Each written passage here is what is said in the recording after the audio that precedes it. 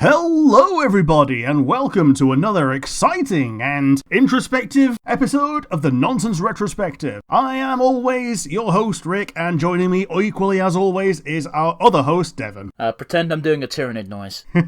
And today we're going to be talking a little bit about Games Workshop. But before we get too far into that, we're going to start with our time-honoured tradition of the nonsense asinine hypotheticals. You get to create a Space Marine chapter. What is their gimmick? I kind of wanted to do a Space Marine kind of guy that was slime and swamp related. It's normally the kind of thing that would be chaos related, but Space Marines are pretty good at taking the chaos shtick and doing it their own way in a loyalist way. So I kind of want to do Death Guard, decay all evil goo and slime bit in a loyalist way. It's going to be tricky to pull off, but, you know, at the end of the day, the Imperium of Man isn't exactly good, so... They've got the Legion of the Damned, and those are a loyalist mini-faction. I like the concept of the Legion of the Damned, but fuck making an entire army of it. Well, actually, I don't think you can, because they have to be just a reinforcement that just appears now and again. Yeah, but I know there's some crazy fucks who have done entire collections of them. Not necessarily a legal army they can play, but they're like, I like the Legion of the Damned, I'm going to make a whole fucking group of them, and it's like, yeah, that looks cool, but fuck that. That's the thing, though. Having an entire army that is just the models that look cool, I think is a really cool idea and a really cool thing that they support to a degree, because they're kind of okay with you using a model that's more expensive than something that it's meant to represent. They don't like you using something that's cheaper. They don't like you using something from a rival company either. It's okay if a little bit of thing is made yourself, like if you've made a little bit of muscle out of green stuff. Yeah, but that's fine, because it's made out of green stuff, which is something they sell. Yeah.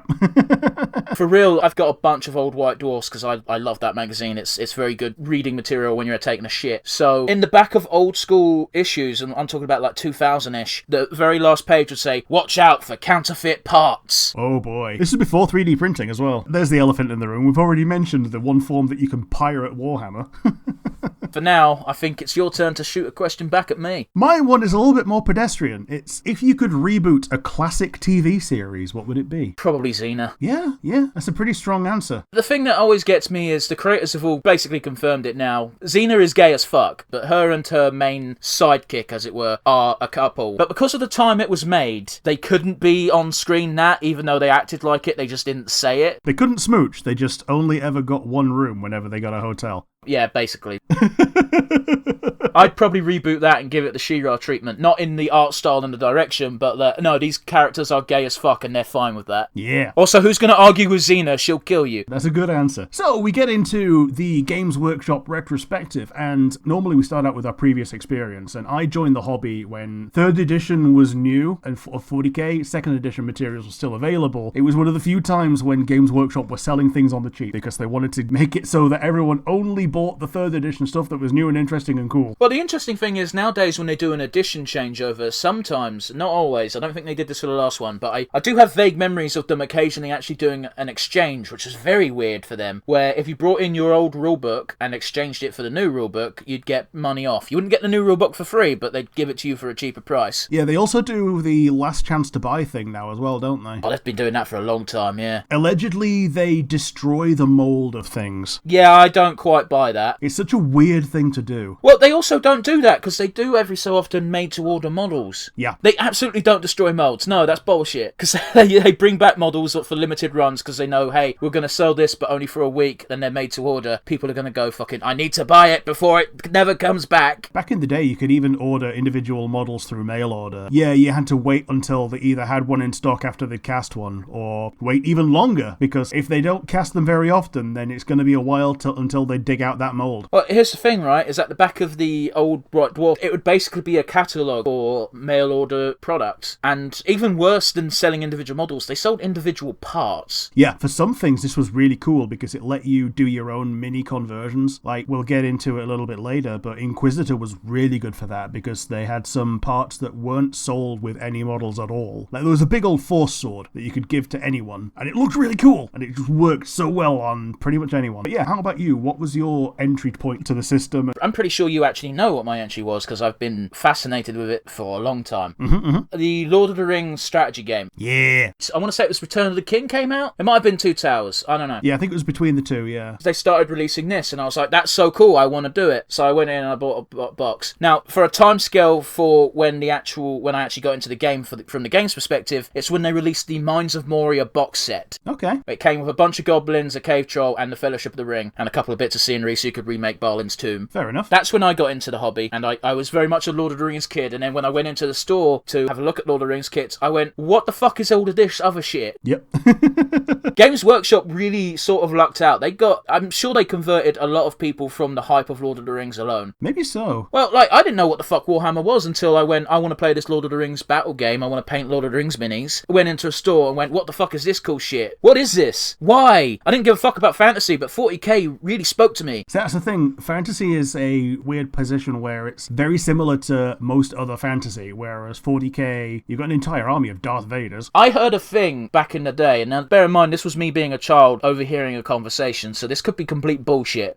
The reason why Games Workshop started doing the Lord of the Rings stuff in the first place is the Tolkien estate wrote a strongly worded letter implying that they were going to sue Games Workshop for Warhammer Fantasy because it took so much inspiration from the Tolkienverse. And again, this is just a rumour I heard as a child, so take this with a massive pinch of salt. So Games Workshop sort of preempted this by going, hey, here's an idea. Why don't we do a Lord of the Rings strategy game? And then, we sell that as well, and then make good, shake hands, all good. And so basically, after they started doing that, the Tolkien estate left them alone. Now, the reason why I give this rumour a bit more credence, even now in my old age, is based solely on the fact that when they were releasing kits for Lord of the Rings, there was a lot of stuff they released that wasn't from Lord of the Rings, the film, I'm using air quotes, it was from Middle-earth. So you had models for Radagast the Brown, you had the Necromancer. This was fucking years before The Hobbit was even a fucking twinkle in Peter Jackson's eye. One thing I do appreciate about the Lord of the Rings strategy game in particular is it did introduce me to some interesting hobbits. Okay. There's a hobbit called Balor Atuk, who is Peregrine's either uncle or great uncle or something like that. This is his claim to fame. This hobbit is so tall, he can ride a horse. A horse, not a pony. That's it. He's so big, he can ride a horse, and therefore he is also stronger than most other hobbits.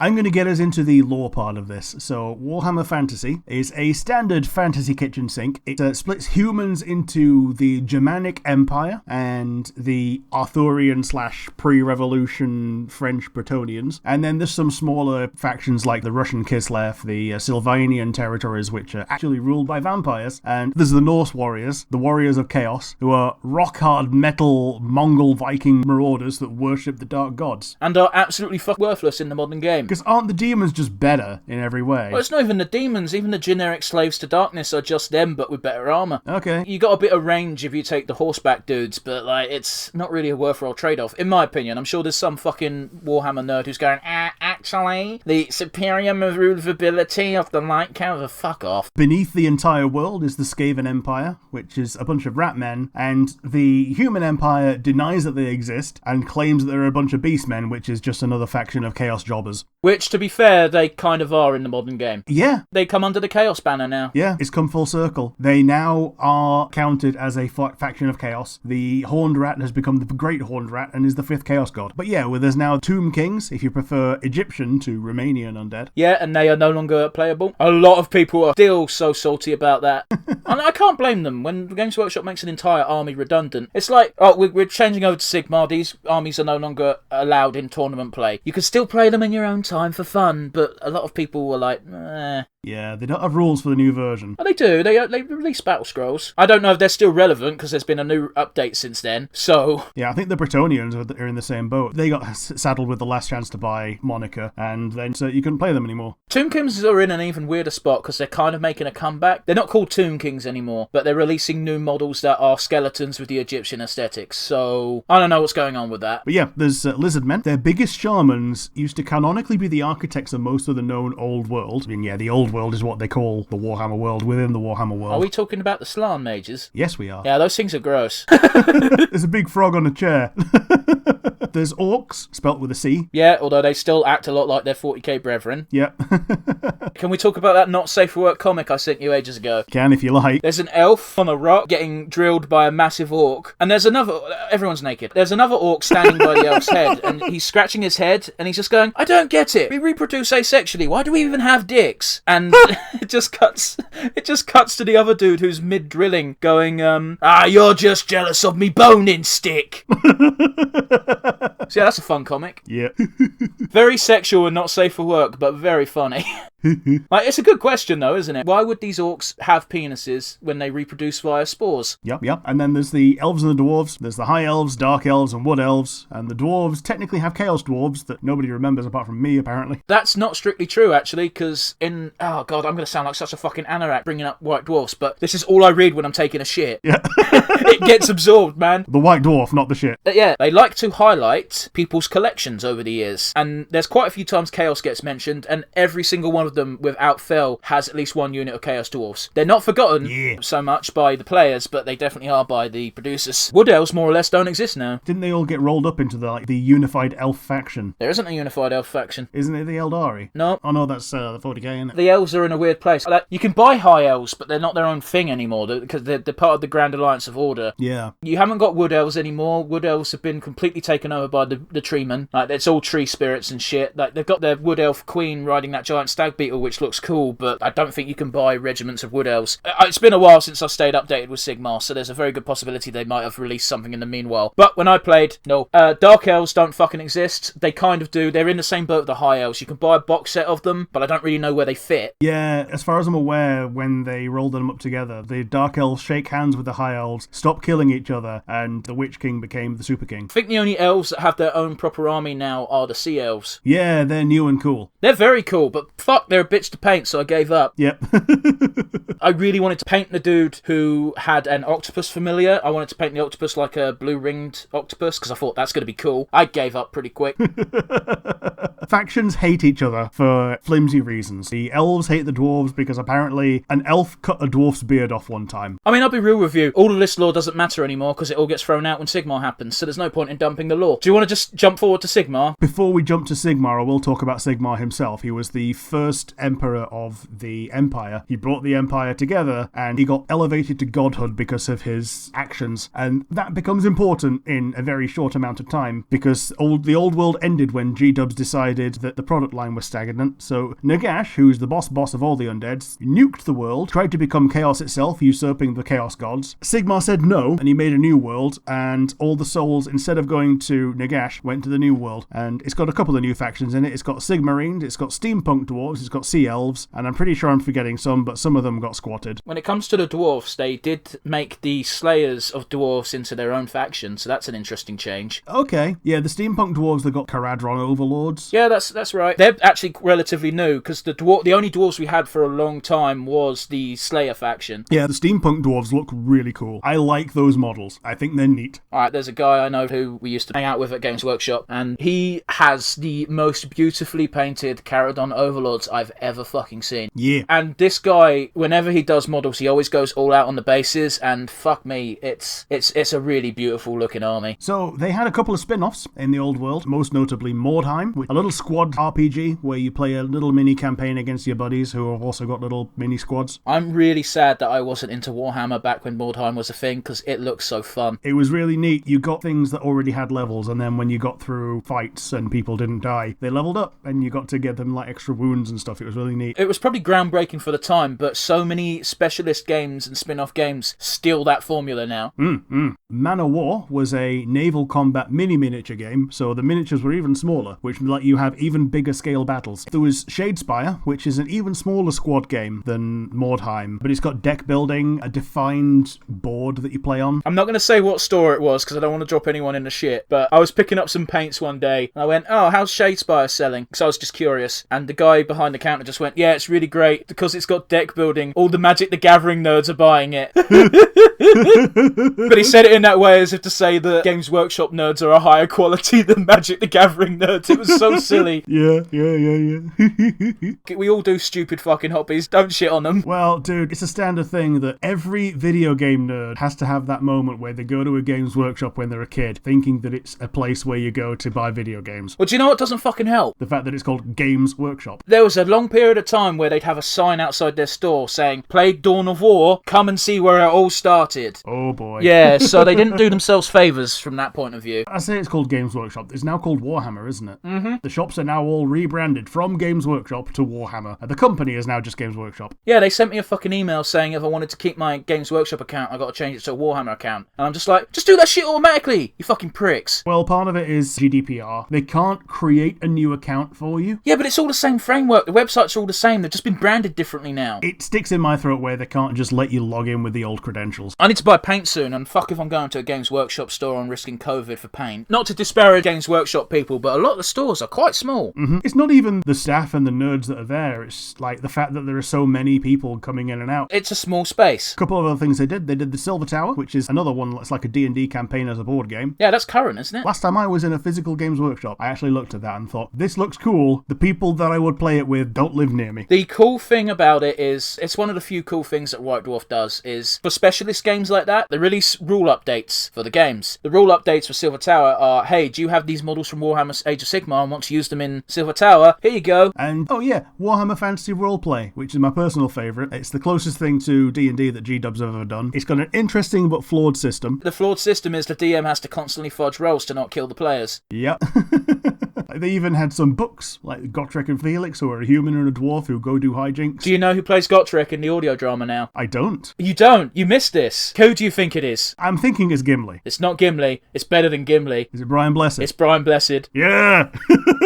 The two options for a dwarf are Brian Blessed or Gimli. And yeah, there was Genevieve, the Forever 16 vampire lady, which was weird. Yeah, but don't worry, because we're in the UK. 16's legal, boys. Yeah, 16 is the legal age. And yeah, she got turned into a vampire when she was 16, so she'll be forever young and pretty. It ain't just me who felt creepy as I said that, right? I meant it to be more joking than it was, but as soon as the words left my lips, I was like, that sounds bad. Whenever you use the technicality as a thing, it always feels bad. But it's one of those weird things, because I'm British. When people say 17 had sexual relations with someone, I was like, oh, that's fine. And I realised, oh no, UK's weird, and in most places, 18 is the fine point. Yeah. Don't get me wrong, if it's 17 and like 30 plus, that's weird no matter what the circumstances, but you know. Oh yeah, totally. You also can't film it until 18. So you can have the relations at 16, but you can't record it until 18. So you can't even send a mucky selfie. There's that case from America where a 15-year-old sent a naked selfie of himself to his girlfriend, who was also under the age of 18, and he got taken to court for having child pornography on his phone. But it was of himself, yeah. You'd think the judge would see that case and go, okay, this is stupid, don't do it again, right? But instead, I don't even know what the result was to that, but it's such a fucking weird scenario. But yeah, we're going to get onto Warhammer 40,000. No one calls it 40,000. It's written as 40,000, everyone calls it 40k. In the grim dark darkness of the dark grim darkness, there is only grim dark. In the dark dark hall, down the dark dark road, I can't remember how it goes, but you know the song I'm taking a piss out of. Yeah, Funny Bones. Papyrus before papyrus. Oh god, you're so right. Yeah, it's the other side of papyrus, the side that's not just Skeletor voice. Yeah, I'm Skeletor. I also double as Papyrus. They've even got a tall one and a short one. They do. As soon as that's what made me laugh, because I'm like, fuck, it is just Sans and Papyrus. Oh no. Yeah. We should send that cartoon to one Peach Saliva, a streamer, because she fucking loves Papyrus. Yeah. A bit too much, some might say. I think she's a VTuber now. It's very weird. Yeah. So this is where I came in as a preteen. Many of the factions are the same as Warhammer Fantasy. Some of them are new ones. Humans have the Imperial Guard, which is now called Astra Militarum because that's copyrightable. The humans are Space Marines! The Church Bros used to be a faction of Sisters of Battle, Demon Hunters, Inquisition. I think technically the Grey Knights were in there, despite obviously being Space Marines. The Elves are now the Eldar. They've got the Dark Eldar. The High Elves are the regular Eldar. There's no Wood Eldar. They were called the Exodite, but they have no models or rules. Yeah, they might as well not exist. If they don't have models and rules, they may as well not be a thing. Our local store had some really cool conversions of some old stuff to Exodites. I think they actually used some Lizardmen mounts, and they were just riding on those. They look really neat. Dwarves got squatted. They had a squat faction of space dwarves, and they were completely removed from canon after it was unpopular. They had train tanks that you could add extra artillery carriages to, and it was really cute. That's really weird though, isn't it? Because as soon as they got rid of them, everyone was like, where's our squats? Yep. And then we finally got them back in the form of the Caradron Overlords. The elves will say, though, they're old and hedonistic enough to have orgied an entire god of hedonism into being. Yeah, hello, Slanesh. It now almost invariably eats every elf soul upon death, unless they have a workaround somehow. Which most of them don't. The High Elves have these soul crystals, the Dark Elves. They go around capturing people, so they sacrifice them instead and try and appease Slanesh that way, and it don't fucking work. No, of course it doesn't. You can't appease a chaos god. You can't appease essentially a god of hedonistic gluttony by giving them an additional soul and saying, okay, I've given you this, can you just not eat mine? Man, do you want to talk about how they got rid of the nipples? Oh, yeah. So things used to have nipples. The demonettes had nipples. Demonettes also used to have tits as opposed to one tit. I'm not bothered about that change because I feel like demons should look a bit more grotesque, as it were. Sorry for anyone who's lost a breast. Well, not only had one boob, but they had a masculine and a feminine side. Like, the idea was they were essentially split down the middle between one and the other. This is kind of my point. They're demons. They've been morphed by the warp. They shouldn't look attractive. You say that, but part of the whole thing is that they're meant to be the most sensual of all the demons and people are meant to want to fuck them. Yeah, but I've always just gone with Dragon Age rules of they look like whatever the person they're looking at is most desire. But yeah, the Orcs are now spelt with a K. They're ironically probably the least evil faction in the setting because all they want to do is fight. They don't torture anybody, they don't capture people and extract their souls, they don't turn people into slime, they just shoot you. If you're lucky, they shoot you. If you're unlucky, you get into a fist fight and they chop you up. Yeah. Orcs from 40k have the most unique lore. Changed my mind. I mean, yeah, they're mushrooms. They've got the spore rule, so they're all entirely asexual. You can't get rid of them. They're basically a plague. You have an orc, your planet now has bedbugs. But more than that, they can't make technology, but if they think it works, it will work. Yeah, in the old lore, they had a thing called the Brain Boys, who are essentially the architects of orkiness. They built orkiness into the orky DNA. They call it the Wa, spelt with a GH, and they basically just bullshit the universe into obeying their will by sheer hot-bloodedness. Do we want to talk about Yarrick quick? Sure. This dude beat the shit out of an orc. In exchange, his arm got completely torn off. So Yarrick put on one of the orc's mega claws to replace it. And apparently Yarrick shares a mindset with the orcs so much that despite the fact this mechanical arm should not work for him, it works. Orcs are scared shitless of this man. I think it actually works because the orcs are scared of him. Maybe so. That's even better. Yeah, I think that is better. It works for him because the orcs are so scared of him having it that they can't imagine a world in which it doesn't come to kill them. It's great. Tyranids, I think, are the first real Divergent army that they had. They're xenomorphs with maggot guns. Yeah, and they're also the army I have. Yeah. Hey, guess what? They're not a girlfriend army, fuck you. I'm actually not that bothered by the words, it's fine. But the fact that people have the term girlfriend army is so fucking shitty. It implies that women can't enjoy the hobby. The implication is, oh, this army is easier to build, this army is easier to paint, this army is easier to play, therefore you buy it for your girlfriend. In terms of the ones that are easier to build, paint, and make for things like that, probably the Titans are one of the easier ones because, like, you only need to make 3 things. Honestly, if we want to go by easiest to make and paint, it's the Space Marines. That's their deal. Yeah.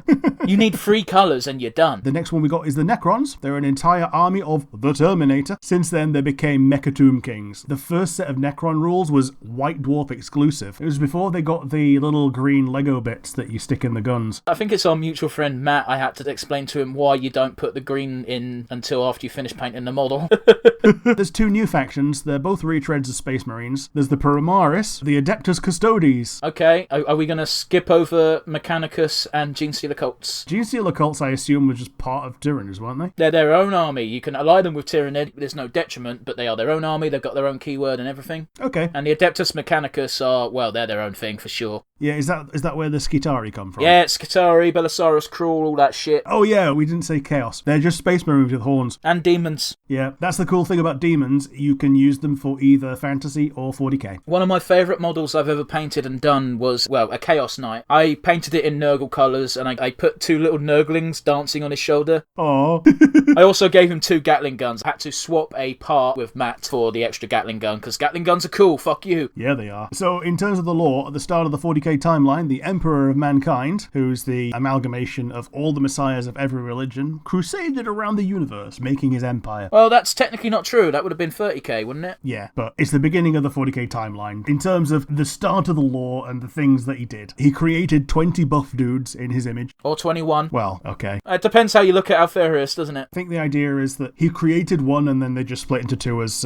twins. Okay, sure. 9 of them remained loyal. 9 of them turned to chaos. 2 of them are intentionally lost to time and reserved for your OCs. They built legions in their respective images too, which became the Space Marines. During the fall, the Antichrist Warmaster Horus killed Angel Bro, Pretty Boy Sanguinius, mortally wounded the Emperor, and died for his trouble. Now the Empire keeps the Emperor's corpse on the Golden Throne, pumping the life force of thousands of live human sacrifices every day into it because they can't just let go. And ironically, this is stopping him from reincarnating. They could just solve all the problems by turning off the life support, but oh well. The rest of the universe is a shitty. Oh, we never spoke about Tau. Oh yeah, those were the first faction to be released while I was playing. The Tau are an interesting bunch because from the outside, they look like the most peaceful. However, they are also pieces of shit. But if you're an everyday person living on an everyday Tau planet, you're probably going to have the best quality of life. Yeah, they're really weeby as well. They've got giant mechas, they've got hover tanks, they've got cooler flying things than a lot of the Empire. They just generically have a lot of anime-looking things. And then you've got the crew. They have vassal races like the crew, and they've got a couple of factions that are remixes, like one that's more close combat-y than shooty, which goes against the normal Tau ethos of, we have gun, must Daka, because their normal guys are essentially the Greys, but with hooves, and they're not very good at fighting in close combat. They've got like weapon skill 2. The thing about the Tau is, if you surrender to them and join their forces, you can. They've got entire Fire Warrior teams that are made up of human ex-Imperial Guard, in the lore anyway. And our buddy Matt, I don't think he ever followed through with it, but his idea was to buy a box of... I bet you the fucking Games Workshop guys loved this, because it meant he had to buy twice as much shit. But he bought a box of Imperial Guard and a box of Tau, and he was like, I'm going to put these Tau Fire Warrior pauldrons on top of the Imperial Guard and give them Fire Warrior weapons. And I'm like, that's cool, can't wait to see it. And then I don't think he ever followed through. But it was a cool concept. That's entirely the kind of thing that you don't tell the store that you 3D printed it, but you 3D print it. So, notable spin-offs to the 40k side include Epic 40k, like War Machine is the Micro Minis big scale battle game. Titanicus is for fighting cities on legs against one another, and the devs said that if you wanted to simulate Titan on 40k scale, just wrap yourself in tinfoil and walk across the battlefield, and you'll have about the same effect. There was Warhammer 30k, which was fully released as a pre-heresy Golden Age game with full miniatures and full rule support, which is really neat because you have some really cool models like Cataphracti Terminators. Yeah, here's the fucking problem with that shit. Every single 30k miniature is Forge World. Are they? Okay. Yep, so it costs a fucking arm and a leg. It's a shame because they all look really neat. Inquisitor was like D&D but with a big ass, really cool miniature. You could have a little battle party of your own. These were like 3 or 4 times the size of normal miniatures, but some of the regular miniatures from the regular game were so ridiculously out of proportion. Like Gazgul Thraka was the orc war boss with a massive fucking claw, like bigger. In fact, I think this was the guy who Yarrick got the claw from, and he compensated by getting an even bigger claw. If I recall correctly, that model literally got a re-release this year. Maybe so, maybe so. Well, because they're doing everything in bigger scale. Like, they've got the Robot Girly Man and Abaddon models that were massive, so they're like, okay, we've got to give other factions some shit, so here's Grazkol. Like, that dude literally gave up his quest for humanity's sake in order to get his sweet elf waifu. I didn't even know that. Last time I saw Girly Man, he was in suspended animation on his own shitty little copy of the Iron Throne on Migrage. Listen, the information's fuzzy. All I know is he's got an Eldar waifu now. So there was Gorka Morka and Necromunda. They are both basically Mordheim. Gorka Morka was Orcs versus Orcs. They're trying to get off the planet, and when you get your warband to be super powerful, that's the time when you should retire them. Necromunda actually has a reboot now, so that's a thing again. Necromunda was human gang warfare on Hive Worlds. And Forge World's having a field day by releasing limited superheroes you can have for your squad. Yeah. And there were books. I think there's a lot more support for 40k with books. If you like Blackadder and you like space, look up Sandy Mitchell's Caiaphas Cain books. It's basically Blackadder in space. I've read precisely 2 40k books. One was about Fabius Bile. That was great. Loved it. The other one I've barely touched. It's about Ahriman. It's weird, isn't it? Because Space Marines are so nothing, but A lot of the stories are pretty cool. Yeah. The reason that they're so different to each other is because they've all got the same models, essentially. So they have to make the lore that much different to give them, oh yeah, we're this but painted this. Now, there are an ungodly number of Warhammer video games, mostly 40k, because G-Dubs is incredibly slutty with their license. They will give it to anyone who pays them. I wish they were a bit more protective of their IP when it comes to video games, especially now that they're releasing Games Workshop Plus or Warhammer Plus, where they're releasing video content. Now, here's the thing that we have talked about before. They have announced Warhammer Plus, and in doing so, they've brought down the hammer on fan projects. Anything with a visual element has been given an offer they can't refuse. Work for pennies or take their own passion projects down. And for people who love the world that they've built, this is a real kick in the throat. It's really anti-consumer and anti-fandom. The thing that really stinks as well is, let's be honest, Warhammer ain't exactly an original franchise. Everything in Warhammer is in some way derivative. I'll point to Tyranids, my favourite army. It's just xenomorphs. Yeah,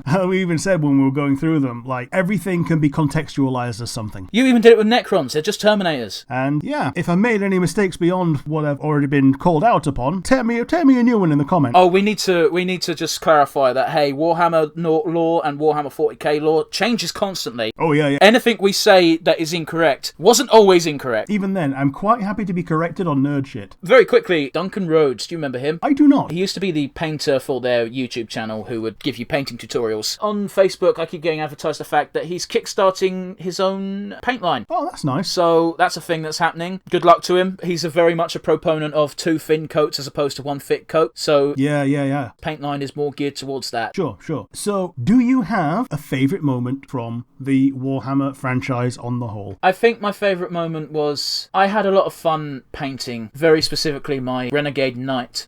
So my favourite moment is painting a big fucking model. Yep. Because that was fun. It's also a lot harder to fuck up painting the bigger models, believe it or not. Maybe part of what stuck in your mind as your favourite moment was not only painting it, but converting it. I didn't really convert it. I literally just stuck 2 Nurglings on its shoulder. That's not a conversion, my friend. Didn't you have to make the Gatling gun the other hand with? The kits make that trivial. So, to that end, Warwick, what was your favourite moment of Warhammer ever? It was probably around the time of Storm of Chaos. It was a live event a while ago where people recorded their victories and defeats against other factions, and they had a running tally of how different factions were doing, and then they made a narrative around it, and they had to bullshit the ending so much that the only Chaos Lord, and only the Chaos Lord, made it all the way to the Imperial capital. Then an Orc war boss jumped him from behind, punched him in the head twice, knocked him over, went "Allard!" and ran away. Okay. That was the way that the Storm of Chaos ended. I do appreciate that Games Workshop can still be silly. Yeah. But you saying that just reminded me, did you know I technically took part in a world record event? Did you? Technically. Back when Lord of the Rings was still in its heyday, every Games Workshop store was hosting the same match, which was a recreation of the Battle of Pelennor Fields. Sure. So I went along, because of course I did. And yeah, technically speaking, I was part, and I'm using air quotes, of the largest ever simultaneous Warhammer game. Nice. For about probably a month. Well, definitely the largest Lord of the Rings one, because the largest Warhammer one, they can bullshit that because they've got Warhammer World. True enough. But yeah, I that's a claim to Warhammer fame, I suppose. Yeah, that's nice. That's probably been beaten. Also, it might have just been bullshit in the first place. They might have said they beat the record or set the record, but they might have also just said that. Do you have an MVP? My MVP is going to be a weird one. I'm going to give it to, well, it's going to be whoever replaced Matt Ward. I don't know if Matt Ward even still works for the goddamn company, but I remember the hate for the dude in its heyday was quite high. Man, the sheer amount of vitriol he's got on 1D4chan is quite something to behold. The guy that I talked about that I used to play lunchtime stuff with, he brought up one time that Matt Ward commented on something saying, "I didn't even work on this, but thanks for slagging me off." As far as I'm aware, right, Matt Ward was big into the Lord of the Rings game when it was first a thing, and that game was a trash fire for a while. But, you know, it was serviceable, it was fine. I can't really slate him too much, because, like, it can't be easy making a system from the ground up. However, I think the reason he gets most of his shit, he is a 40k man who likes Space Marines, and when he was in charge of that shit was imbalanced as fuck, as far as I'm aware. Yeah, he liked Ultramarines, and that was the worst part, because the Ultramarines are the worst. They have the worst lore. They just have the least character. And he tried to give them character by making them Roman. Like, that didn't stick. And he wrote into his book that he made that they were the best at everything ever and were better than anyone else at anything. It was like the Pokédex. It felt like a 10-year-old writing it. We can shit on Matt Ward all day. So, Rick, who is your slightly more serious MVP? My slightly more serious MVP is going to be the Chaos Pantheon, because they have a finger in almost every pie. It's also something we barely spoke about. Yes, it is. So it's one of those things that if you know anything about Warhammer or Warhammer 40k, you already know about Chaos. You already know that they have their 4, and sometimes 5, main deities, and they encompass the deadly sins and the horsemen of the apocalypse. They're probably much as odd with each other as they are with the rest of the universe, and because of that, they drive a lot of plots. Well, there's some hope for you, Rick, because Be'lakor recently got a re-release, so the hope for Chaos Undivided to make a comeback is strong in most people's minds. Yeah, he was a